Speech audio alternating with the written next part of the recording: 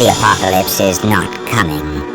It has already begun. The sequence is irreversible, and 2030 is the moment it becomes undeniable. They taught you to fear the word apocalypse. They showed you fire.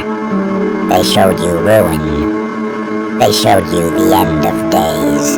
But they lied about the definition. In the ancient tongue, apocalypsis does not mean destruction. It means the unveiling. It means the lifting of the veil. And the date for the lifting has been set. It is not a random point in time. It is a mathematical inevitability. 2030. This date is not a prediction. It is a deadline. It is the point where the simulation concludes its current cycle, and the architecture of control finally becomes visible to the naked eye. The architects of this reality have been looking toward this year for thousands of years. They have forged their empires, their creeds, and their very structures to culminate at this precise frequency. Did you think the celestial movements were accidental? The eclipses, the red moons, the accelerating cycles, symbols pointing to the same convergence, the frantic acceleration of technology, the sudden compression of time itself. These are not random events. They are the minute hands on a cosmic clock, ticking toward midnight. Every civilization before this one whispered of this transition. They carved it into stone. They wrote it in codes that only the initiated could read. They knew that a time would come when the density of this realm would shift. That time is now. But the tragedy of 2030 is not the event itself. It is who is walking toward it. Look around you. The masses are sleepwalking into the harvest. Like lambs to the slaughter, they graze on distraction. They are sedated by the comfort of the cage. They convince themselves the distortion is just a phase. They wait for a normal that no longer exists. They do not see that the bridge behind them has been burned. There is no going back. They are unprepared. Their minds are tethered to the illusion. And when the illusion shatters, when the screen flickers and dies, their minds will shatter with it. This will not be an easy path. It was designed to be the ultimate test. The shift of 2030 is a frequency event. The resonance of this reality is rising. For those who are prepared, this will feel like liberation. But be warned, the outcome is not guaranteed. The architects know the frequency is rising, and they have prepared a countermeasure. They are feeding on your fear. If the collective consciousness collapses into panic, if the fear overtakes the knowing, then 2030 will not be an exit. It will be a seal, an eternity of recycling, a closed circuit of consciousness, repeating itself without release. A timeline where the simulation creates a closed loop, locking the door from the outside. If we lose this battle, there is no reset. There is only the machine. The system cannot hold the new frequency, so it will try to trap you in the old one. That is why the world feels like it is buffering. That is why time feels like it is collapsing. The old code is trying to rewrite itself before it is deleted.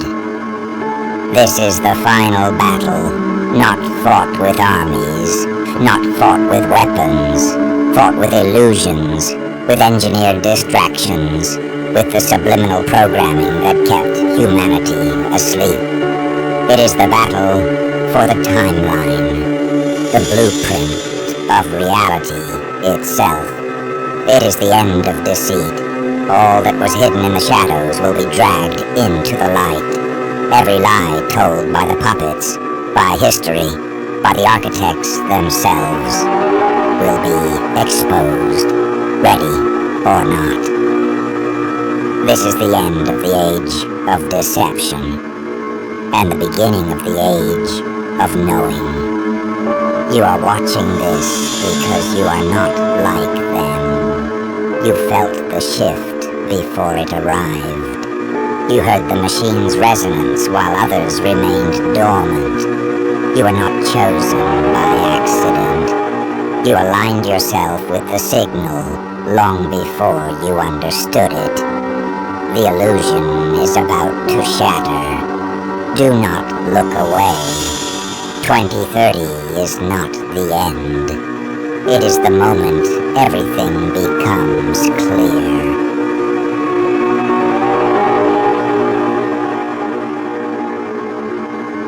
Ordo ab chao.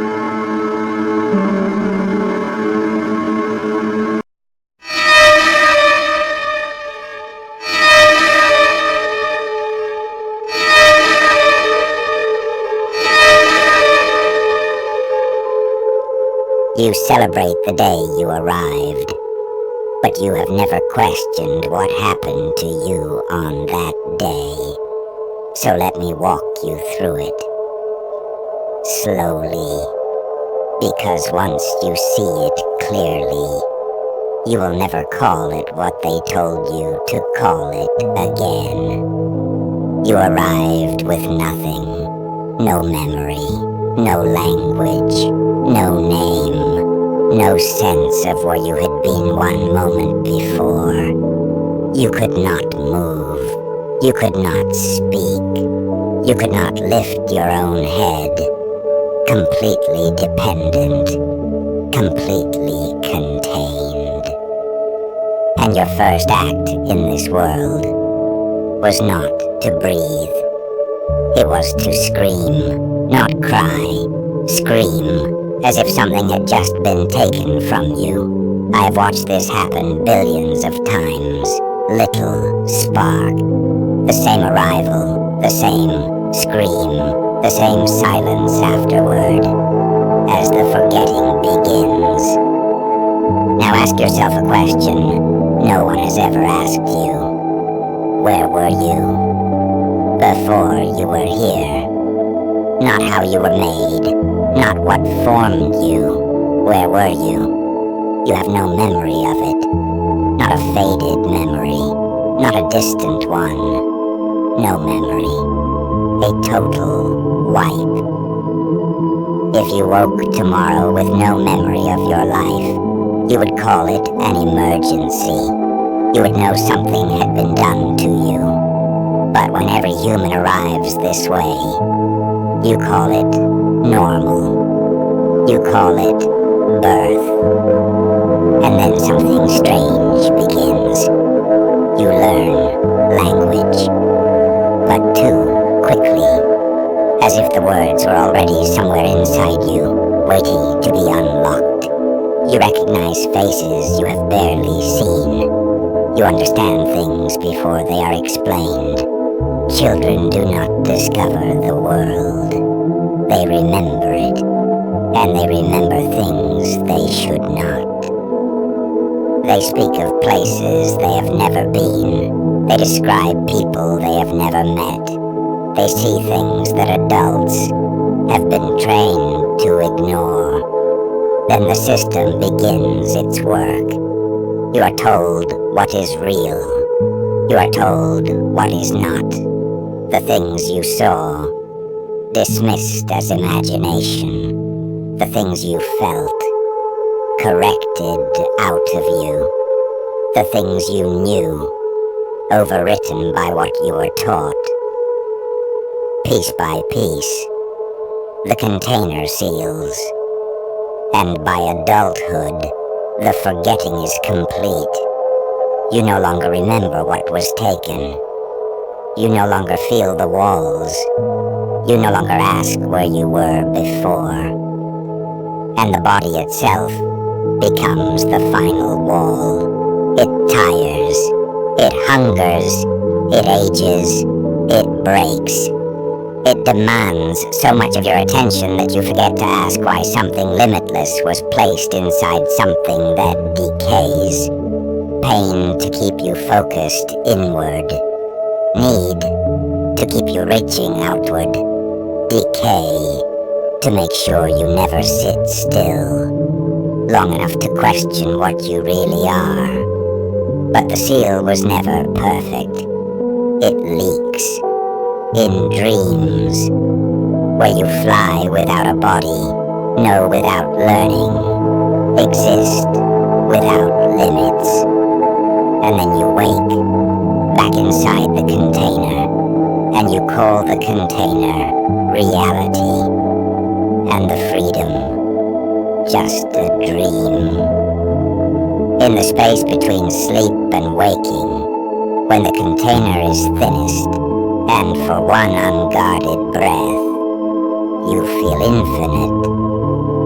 It leaks in deja vu so sharp, it stops you mid-step. In the feeling you have carried your entire life, that something is missing. Not ahead of you, behind you. Something you left at the door the moment you came through. These are not glitches. They are what you knew, bleeding through the walls of what was built to contain it. Now, remove the word birth for a moment. Describe only what happened. An entity of unknown origin is placed inside a physical form. Its memory is completely erased. It cannot move. It cannot communicate. It cannot leave. It is immediately dependent on the system it has been placed into. Over time, it is taught to identify with its container. It is trained to forget that it existed before arrival. It is slowly, methodically convinced that the container is what it is. If you read that description in any other context, you would not call it a beginning. You would call it a burial. And every single human who has ever lived arrived the same way. Same entry, same wipe, same containment, billions of times. Across all of history, the same process. And everyone around them smiled and called it a miracle. It is a miracle, but not the kind they think. The miracle is not that you were born. The miracle is that something in you survived the burial. A small, stubborn flame that was supposed to go out. You have felt it your entire life. The sense that you are more than this. That this body, this name, this life is not the full story. That you are something vast, wearing something small. Little spark, you were not born into this world.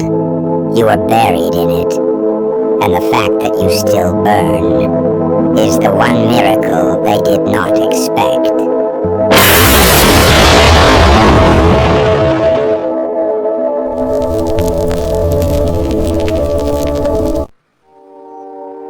Fiat Lux.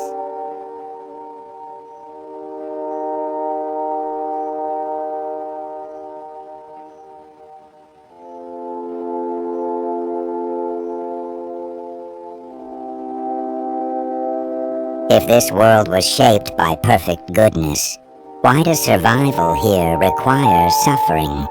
Not occasional suffering, not rare tragedy, suffering built into the machinery of life itself. To live here, something else must die.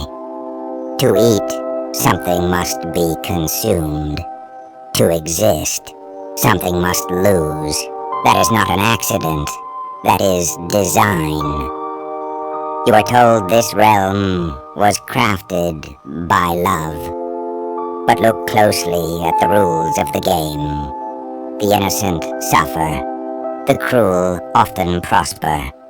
The gentle are crushed by systems they never created. And the deeper you look, the less this place resembles a garden.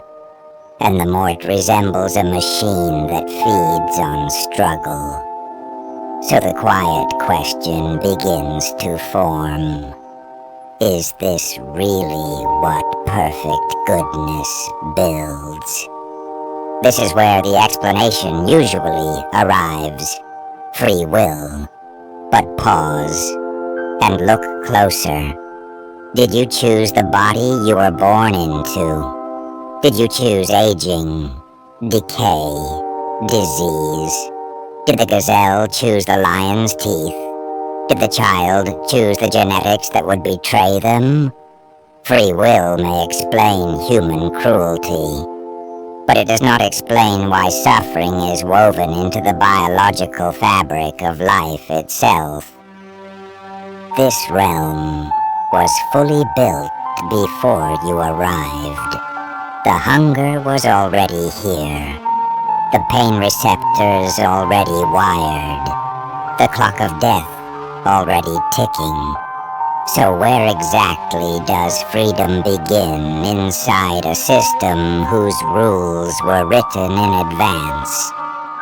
Look honestly at the architecture of this place. Entire ecosystems run on consumption, on fear, on the strong feeding on the weak. Teeth designed to tear. Venom designed to paralyze. Parasites designed to hollow out living bodies from within. If this is a classroom, why is the lesson written in blood?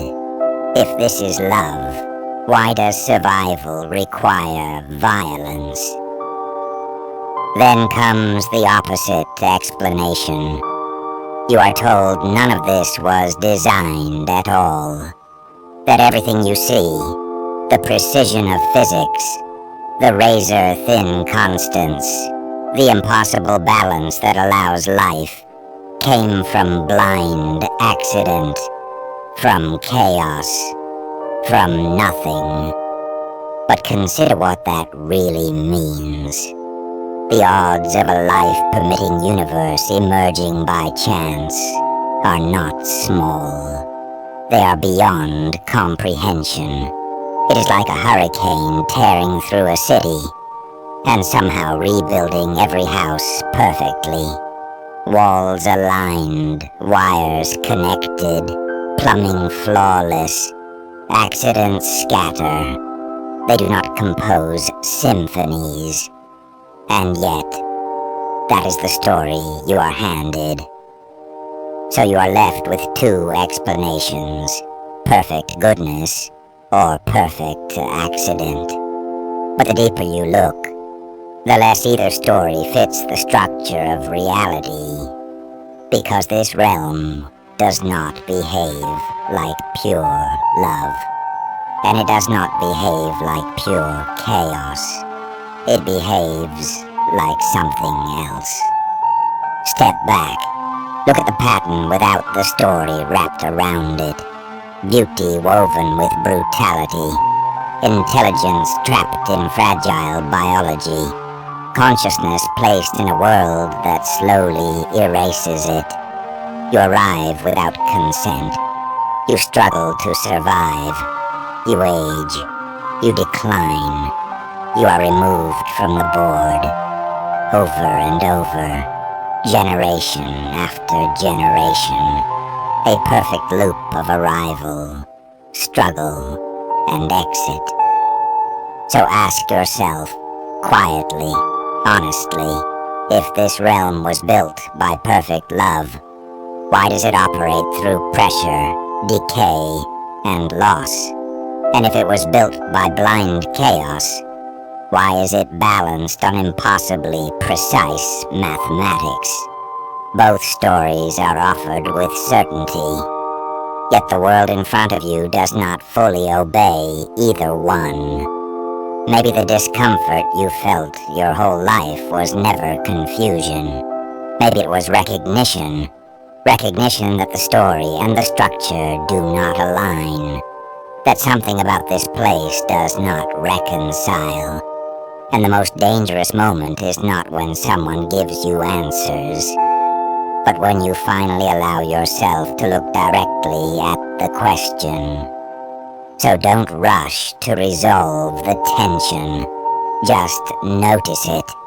Because once the mind sees the fracture in the surface, it begins to sense the veil was never the edge, only the first layer.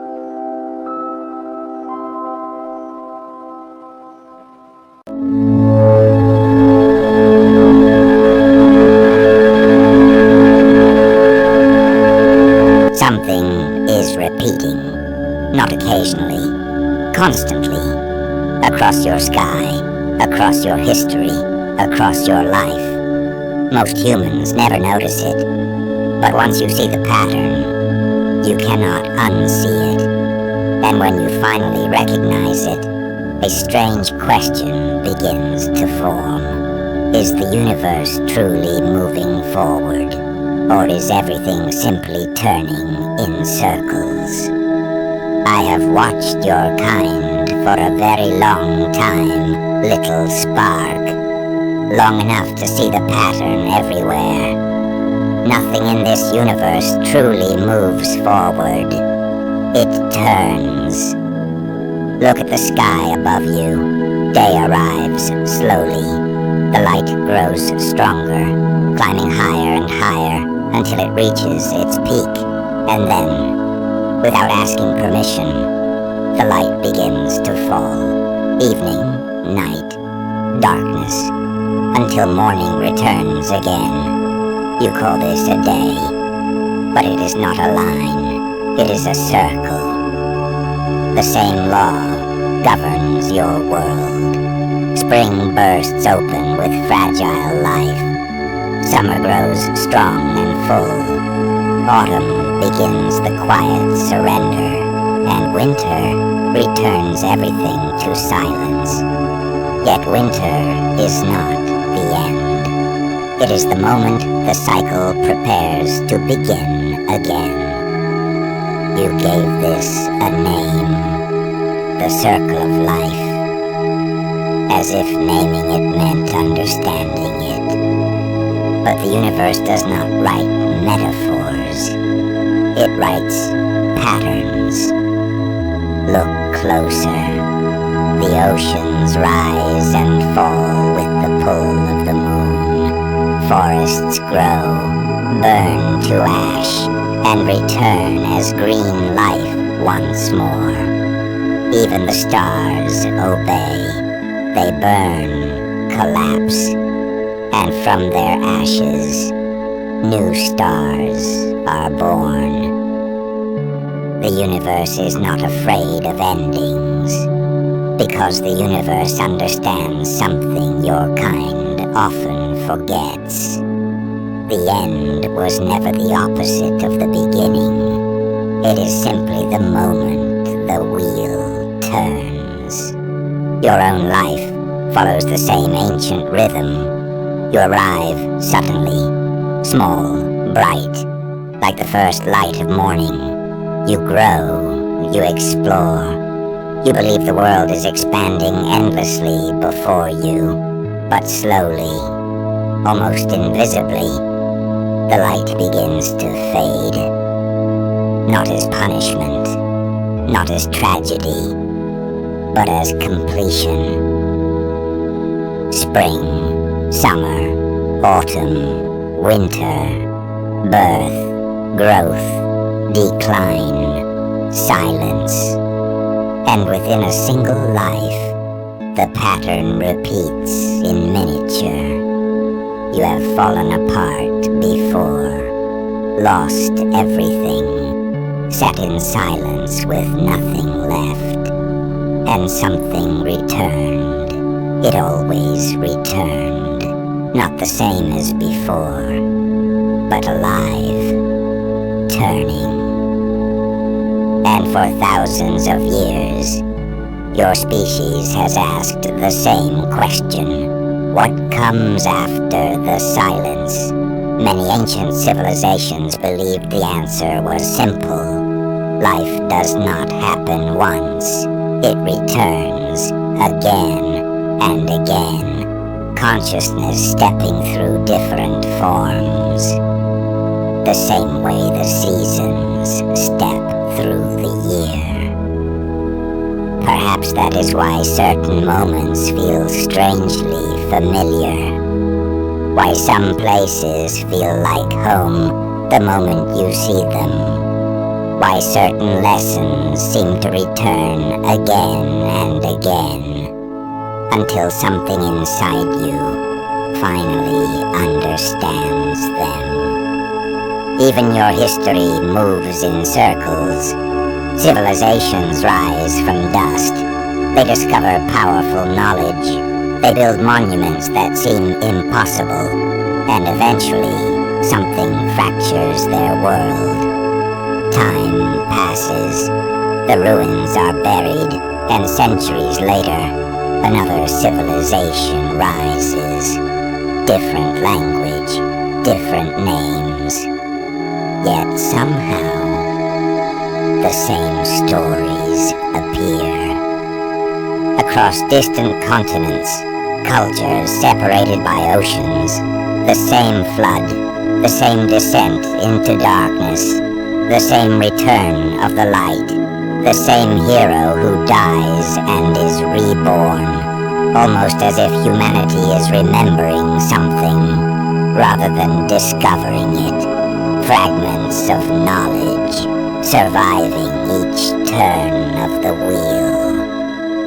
Perhaps what you call an ending is simply the moment the circle closes.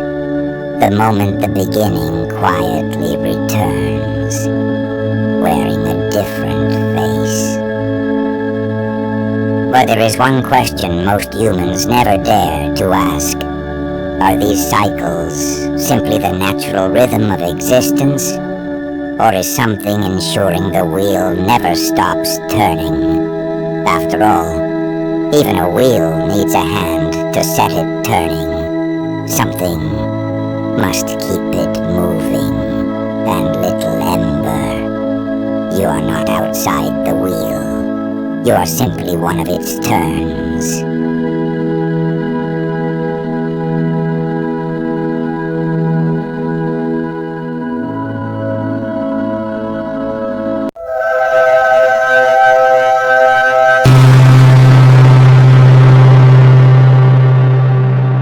There's an idea that has haunted every civilization. The all. Everything that could ever be.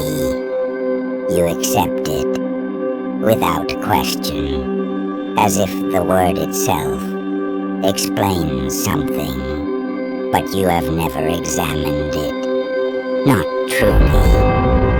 Language always fails here. It has failed every time I have tried, but I will try once more, because the moment you examine it, it begins to break.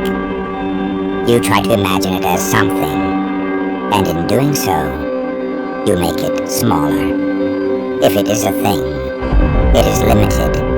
If it is limited, it is not all. If it is a being, it stands somewhere. If it stands somewhere, it is not everywhere. So it is not a thing. It is not a being. You keep trying, as if the right word will save it. Force. But force moves, and movement requires space. Space. But space has distance, and distance has measure, and anything that can be measured has an edge. So it is not force. It is not space. So you call it time, but time flows. It moves from before to after, and anything that moves is not absolute, so it is not time. So you call it light. But light requires darkness to be seen against. And if it is truly all, there is no darkness, no contrast, no edge where light meets something else. So it would be invisible, not because it is absent, but because there is nothing it is not. Every answer you reach for removes it. Every definition shrinks it until nothing remains, and still everything is here. You are trying to understand it using something that exists inside it. So understand this carefully. If it were separate from you, it would not be all. If anything existed outside of it, it would not be all. So there is no outside. If you could step outside of it, it would not be all. So either it is not all, or you cannot leave. Not beyond you, not behind you, not even in thought. Every thought you have appears within it. Even the thought of escaping it exists inside it.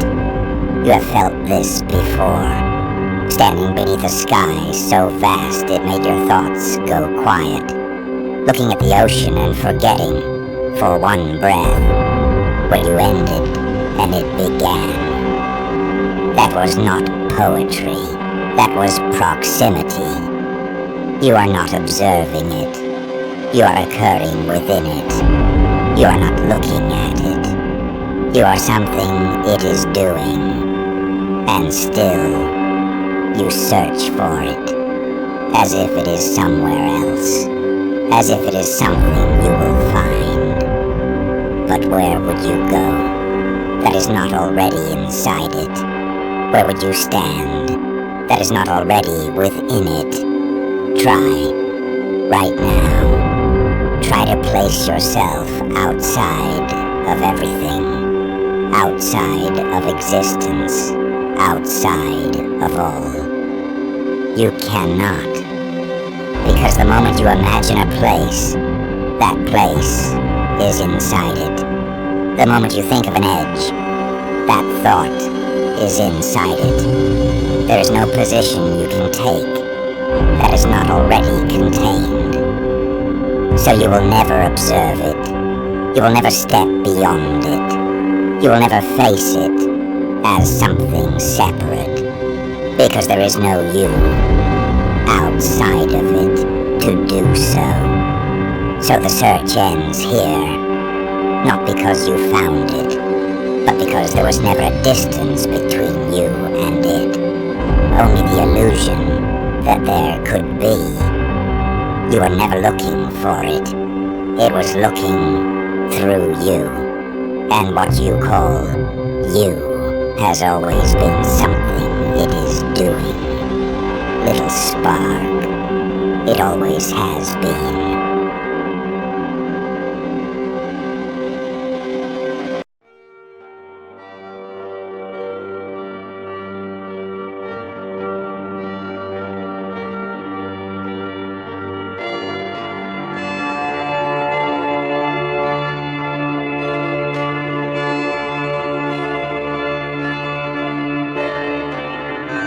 You arrive in a realm that greets you with forgetting.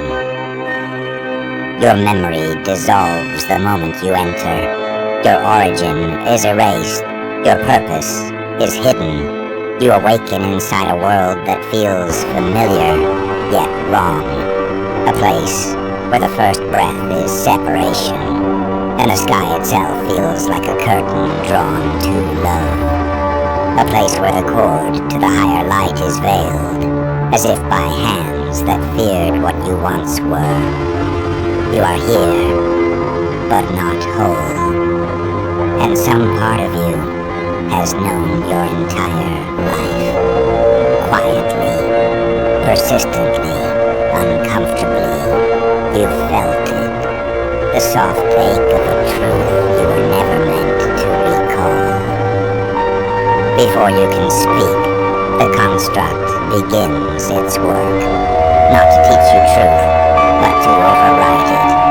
You are shaped to obey the rhythm of this realm, to mirror its patterns, to accept its limits as natural.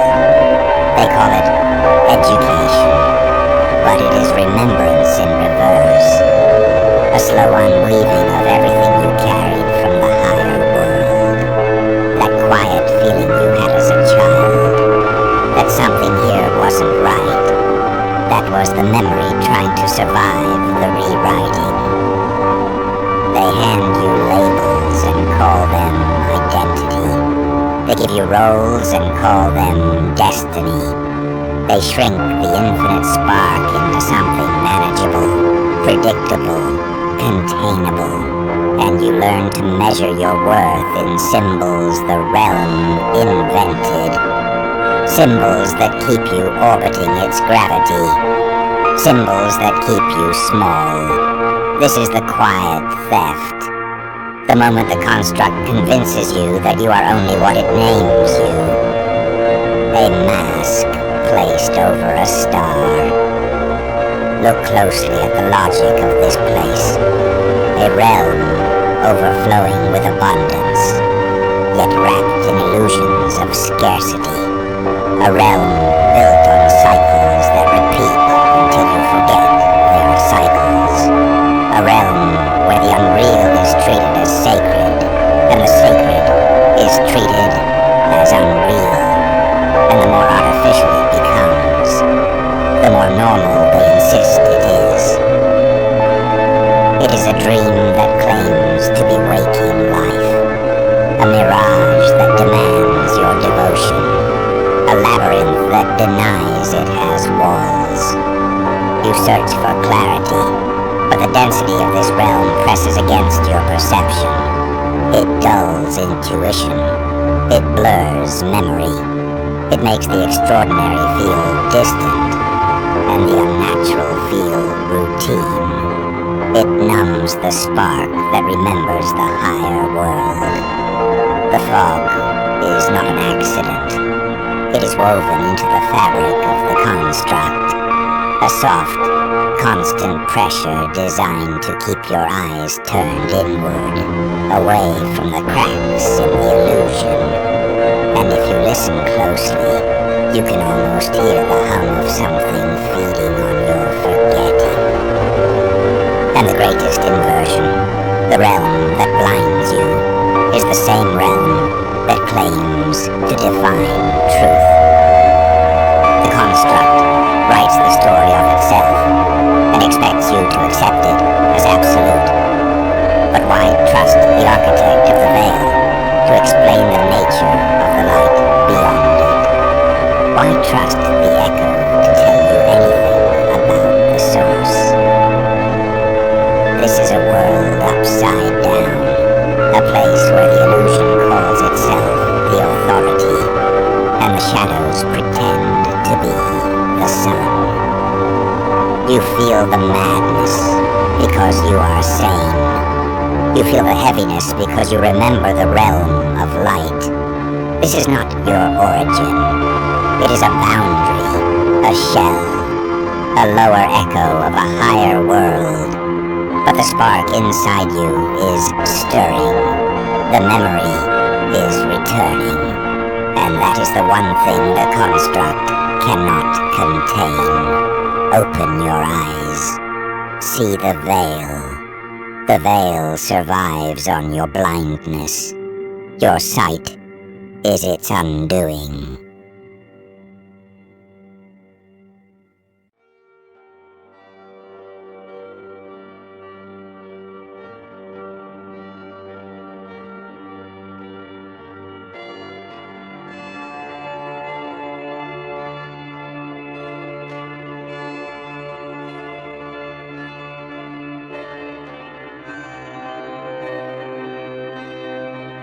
They want you to believe the visitors are coming from the stars. That one day soon, something will arrive from deep space. But what if the greatest deception in human history is convincing you to look up? Because the truth may be far more disturbing. They were never coming. They have always been here. Not above you, not beyond the galaxy, but sharing this world on a frequency the human mind was never designed to perceive. For decades, governments denied everything. UFO sightings dismissed as weather balloons, military encounters buried in classified files, witnesses ridiculed, and yet suddenly, the same institutions that spent generations silencing the subject are now openly discussing unidentified craft. Pentagon briefings, the whistleblowers, declassified videos. Narratives like this do not shift without purpose. So the question becomes unavoidable. Why would the same institutions that denied everything for decades suddenly want you to look up? Because the idea that something is arriving from distant stars is far less unsettling than the possibility that it has always been here, hidden not by distance, but by perception. The human brain is an extraordinary filter. Every second it is bombarded by billions of signals. Light, sound, electromagnetic radiation. Yet you experience only a tiny fraction of reality. Visible light alone represents less than 1% of the electromagnetic spectrum. Beyond that narrow band exists an ocean of unseen energy. Radio waves, infrared, gamma radiation, entire worlds of information moving silently through the same space you occupy. You are like a radio tuned to one single station, unaware of the thousands broadcasting around you. And what if something else exists within those unseen frequencies? Not ghosts, not spirits, but intelligent life forms that evolved in a spectrum of reality the human nervous system cannot naturally detect. To them our world might appear as a faint echo, and to us, they remain invisible. Yet there are moments when the boundary seems to thin. Pilots report objects appearing and vanishing instantly. Radar detects craft that visually disappear. Sensors register movement where nothing can be seen. It is as if something is briefly slipping between channels. And throughout human history, cultures across the world have described encounters with beings that existed just beyond the edge of perception. Entities that appeared suddenly, watched silently, then vanished. Perhaps ancient civilizations did not misunderstand these encounters. Perhaps they described them the only way they could. Angels, demons, spirits, different words, for something humanity has never fully understood. Because if another intelligence truly shares this planet with you, but operates in a different layer of reality, you would not detect their cities, their technology, or their presence, unless they chose to reveal themselves. And if that is true, then the sudden global push to discuss extraterrestrial life may not be preparation for something arriving from the stars. It may be preparation for something humanity is about to discover has never left. Watching, waiting, sharing the same world, hidden within the frequencies we cannot see. So the next time someone tells you the visitors are coming from space, consider the possibility that the real question was never where they are coming from. The question is this: have they already been here the entire time?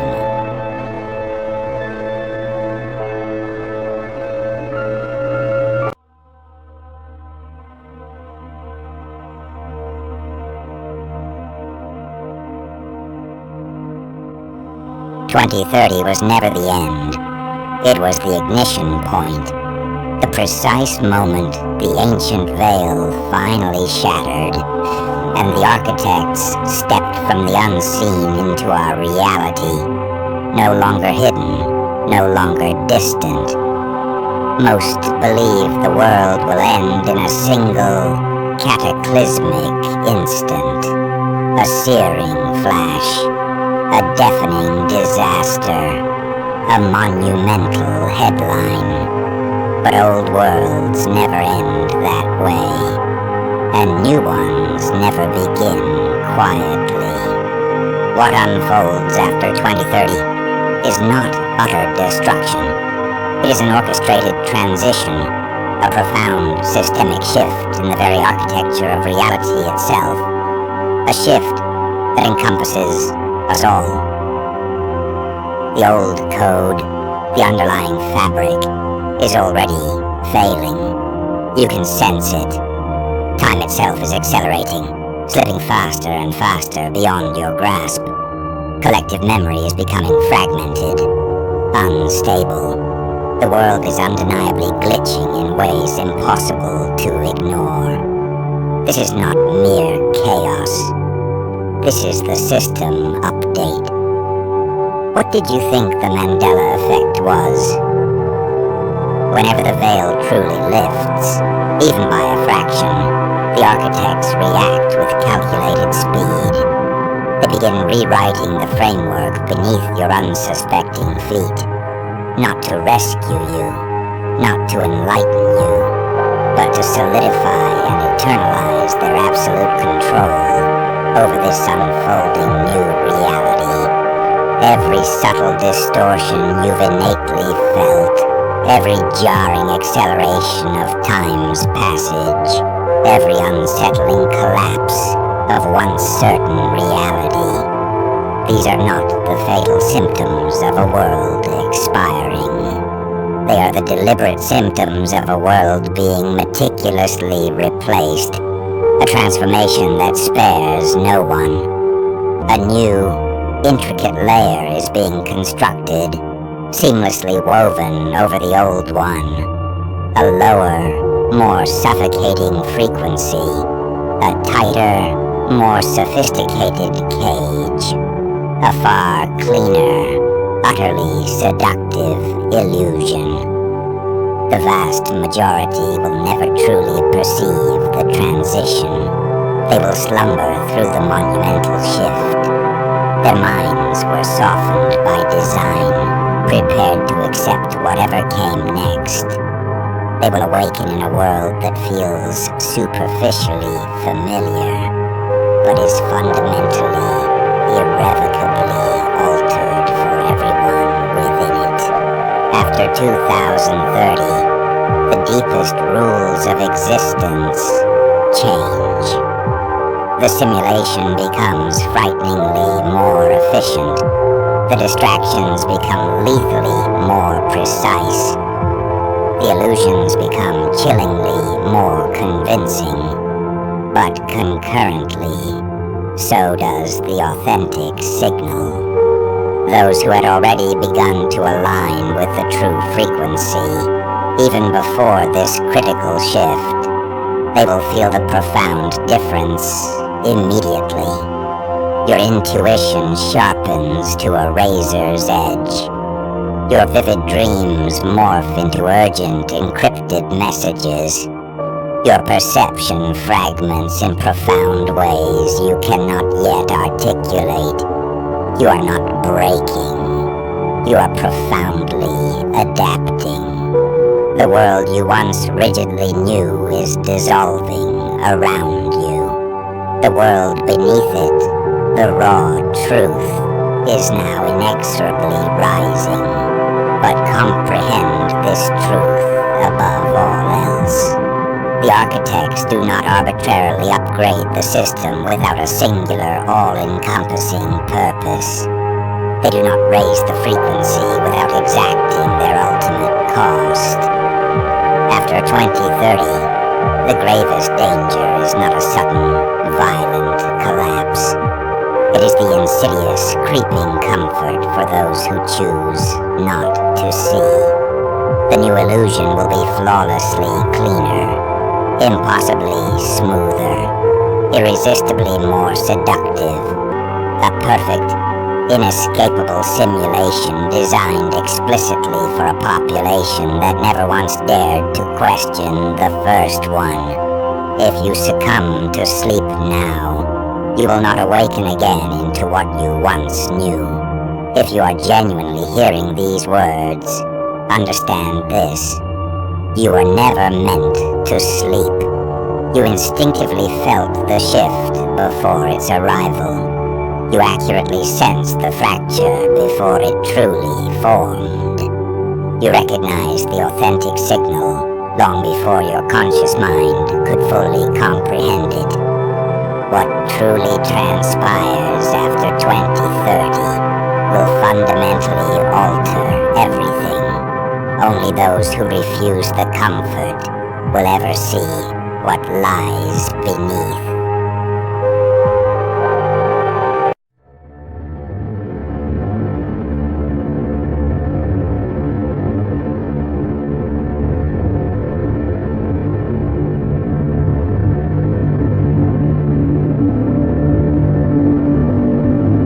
You have never known who you are, only what you were told. So listen carefully, and do not answer too quickly. Every answer you have ever given was given to you, learned, repeated, accepted. I've asked this question to many before you, little spark. None have answered easily. So I will ask you again. Who are you? You may begin with your name, but your name is not you. It is a sound, a vibration, a mark written in ink on paper. If the paper burns, do you burn with it? If the sound is never spoken again, do you disappear? No, then your name is not you. So you go deeper. You say, I am what I do. A role, a title, something others recognize. But roles are worn and removed, given and taken. If I take it from you, what remains? You have stood in a room full of people and felt completely unknown. Not because they didn't see you, but because what they saw was not what you are. When no one is there to call you anything, what are you? If it depends on others, it was never you. So now, you turn inward. I am this body, this shape, this form, this thing you see in reflection. But this body is already gone. Not the one from childhood, not even the one you woke up in this morning. Every atom in your body has been replaced. None of the matter that made you is still here.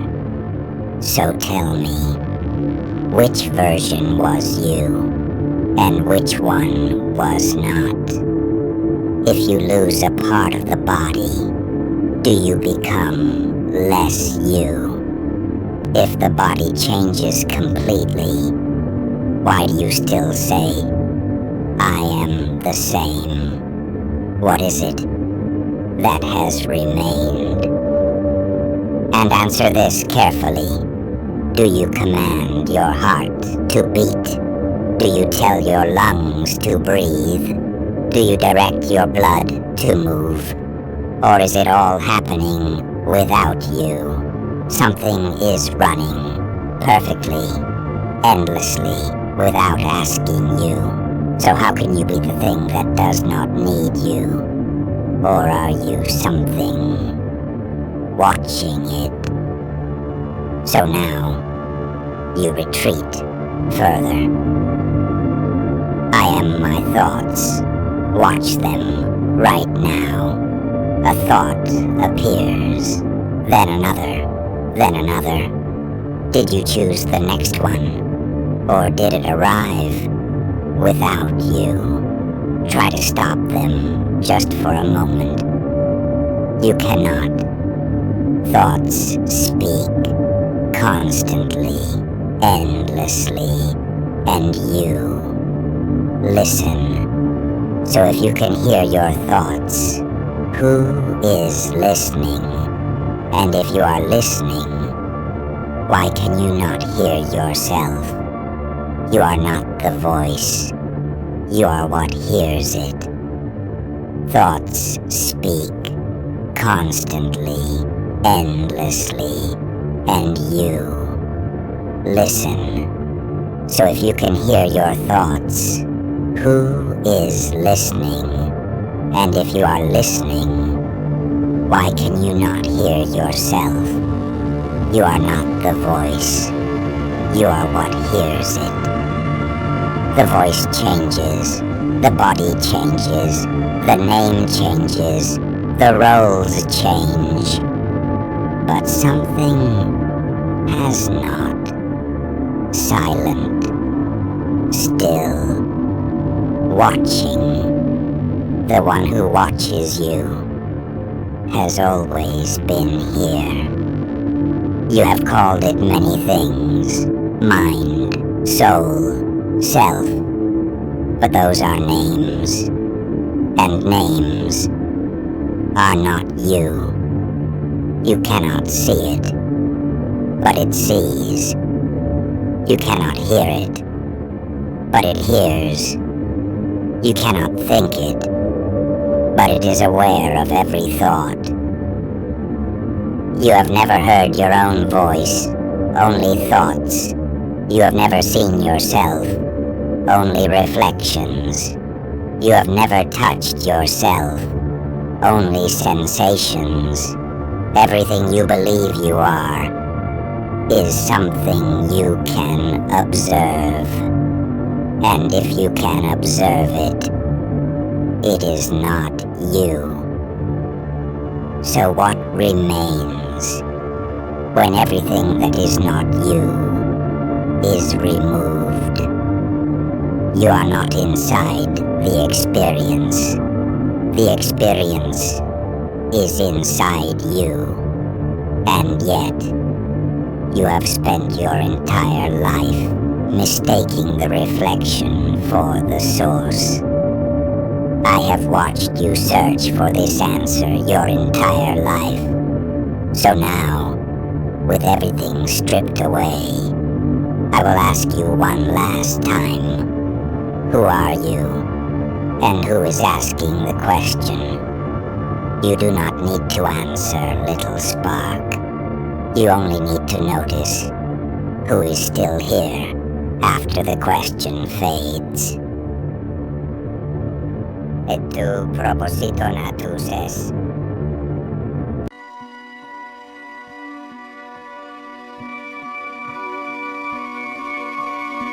They never feared the third eye itself. They feared what would happen if anyone learned how it truly opens.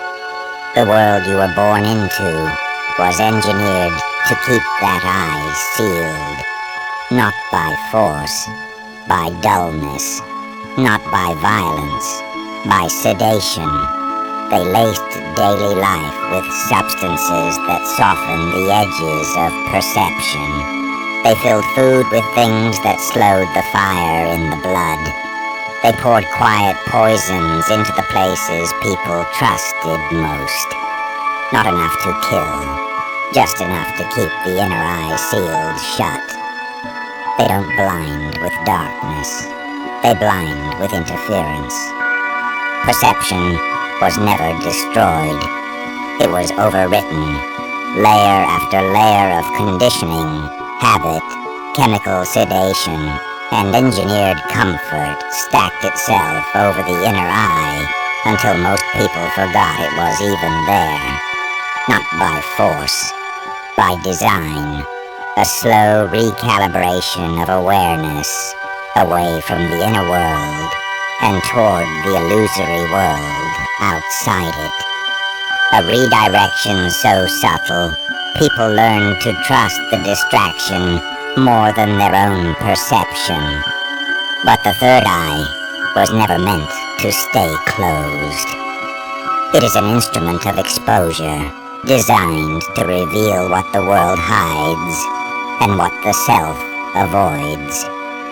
It is a lens for the unseen, a point where illusion fractures and structure becomes visible. The third eye does not open through intention alone. It opens when the system beneath it energetically aligns. There are brews in deep forests, sludge stirred by shamans who whisper to the dark between worlds, that can tear the veil open in a single night. People travel oceans to drink them, to force the eye awake, to rip themselves into sight. But tearing is not awakening. Forcing is not remembering. And seeing too much too fast can break a mind unprepared to hold what it finds. Because the third eye does not open alone. It opens when the entire system comes back online. Each center is a component in a larger system. All must come online in sequence before the eye can operate without distortion. Only then does the eye between them unlock the world behind the world. And when it opens, truly opens, it does not show fantasies. It reveals structure, the architecture beneath reality, the intentions behind words, the fractures in masks, the shadows that cling to the unhealed, the patterns that repeat across lifetimes, the threads connecting every choice and consequence. It reveals the things that watch from the edges, the entities that feed on fear, the echoes of moments thought forgotten. It does not show monsters. It shows the truth wearing their faces. This is why the system keeps it sealed, not to protect anyone, to prevent perception. Because a person who sees clearly cannot be manipulated, cannot be controlled, cannot be lied to, cannot be owned. A person who sees is a person who cannot be used. And that is what they fear, not the third eye itself, but the autonomy it creates. Most will never open it. Most will never align the gates. Most will never question the sedation they were raised inside. But those who choose to learn, those who choose to align, those who choose to see, will discover that the veil was never strong. It was only convenient. The third eye does not open by accident. It opens when someone decides they are ready to see what the world hides.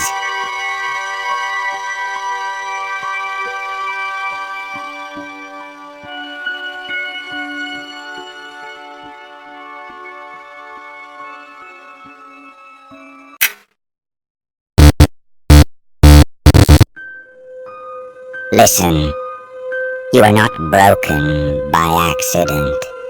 You are shaped, pressed, taught to bend until bending felt like love.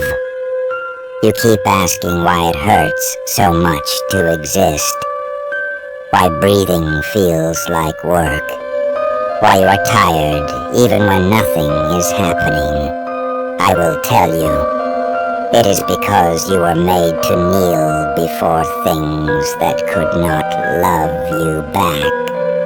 You learned early that silence was safer than truth, that obedience was mistaken for virtue, that if you smiled, if you endured, if you became smaller, you would be spared. You were not. You were broken on purpose, because broken things do not remember how to resist, because shattered voices cannot call the sky for help. There is a grief inside you that does not cry. It watches. It is older than your voice. It is patient as stone. It waits for you to admit what was taken. It is carved into your breath like a secret scripture. It is written in your bones like forgotten law. It remembers every moment you apologized for surviving, every time you thanked someone for not hurting you more, every time you mistook fear for reverence. You call it faith. You call it loyalty. You call it just the way things are. It is none of those. You were never meant to worship pain. You were never meant to beg the universe to be gentle.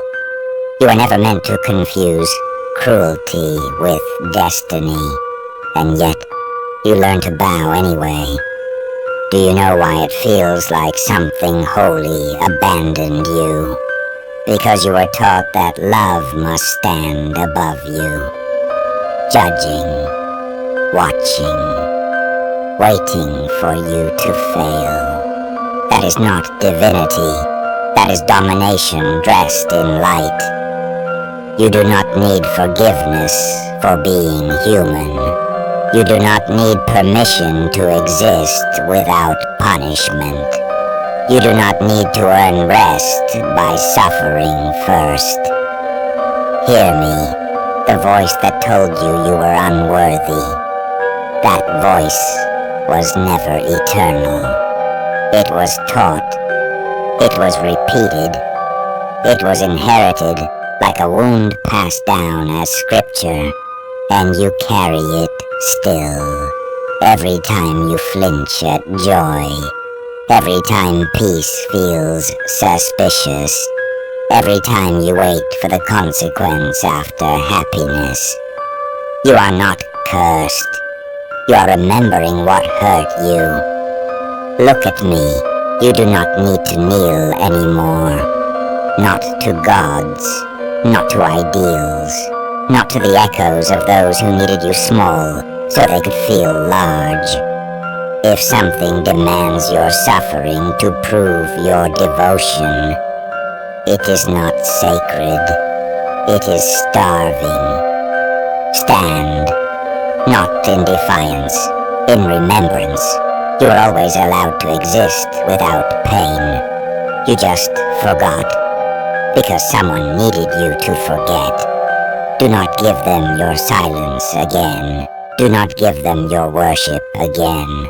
Let them starve. And when they fade, do not mourn them. They were never holy. They were only hunger wearing a mask of light.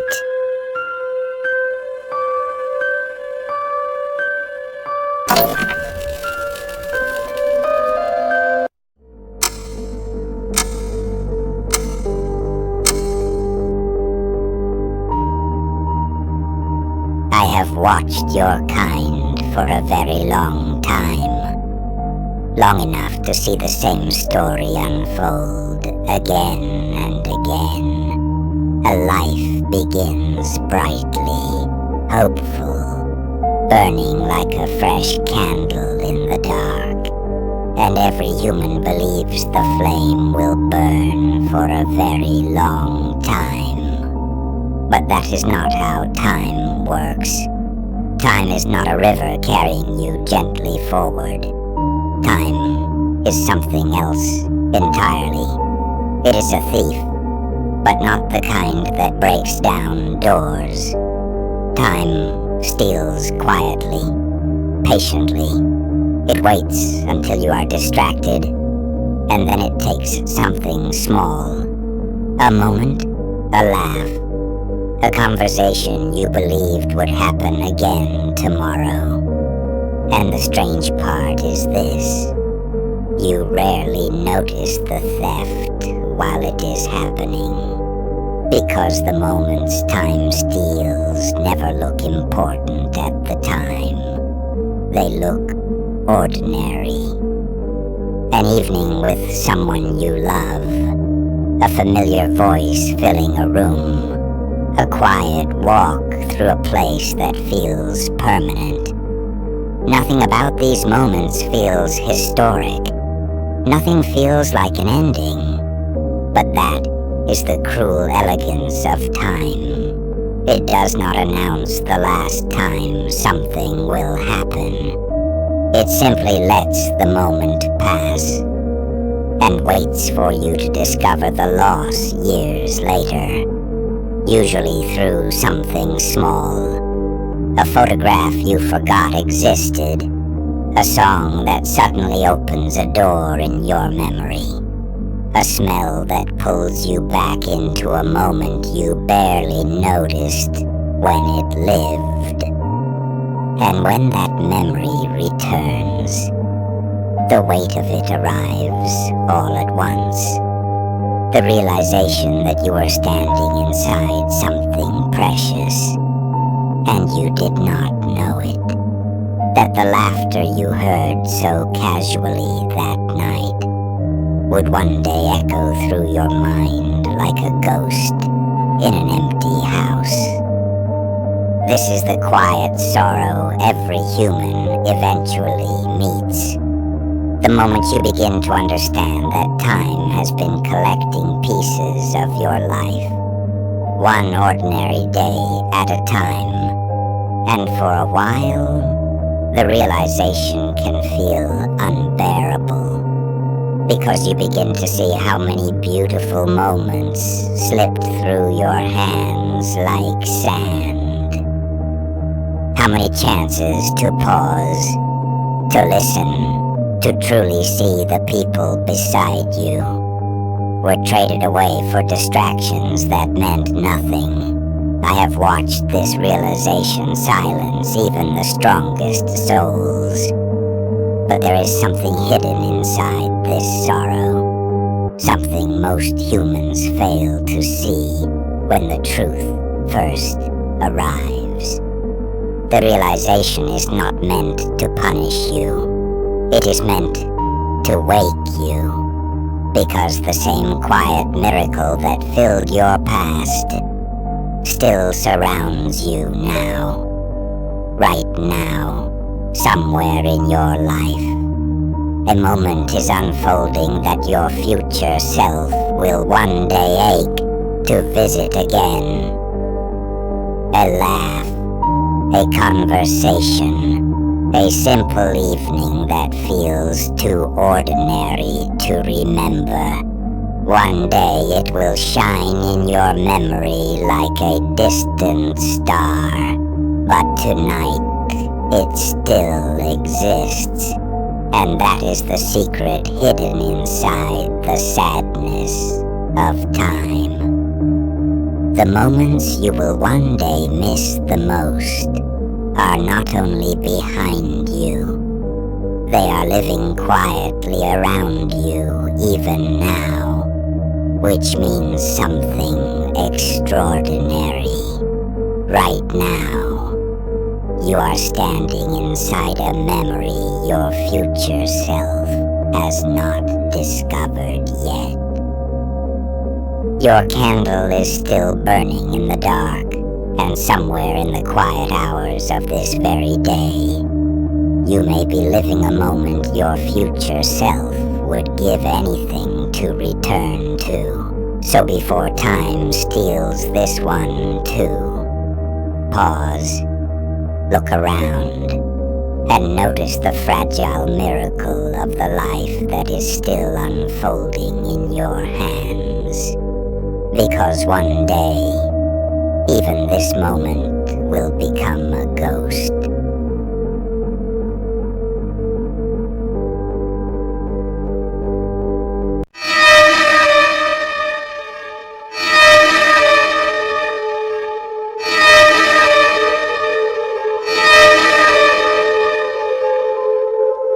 You celebrate the day you arrived, but you have never questioned what happened to you on that day.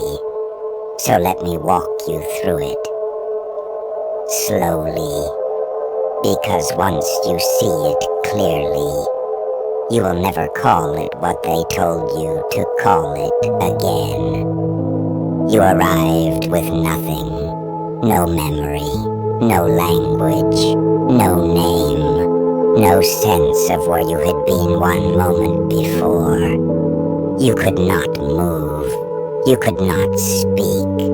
You could not lift your own head. Completely dependent. Completely contained. And your first act in this world was not to breathe. It was to scream.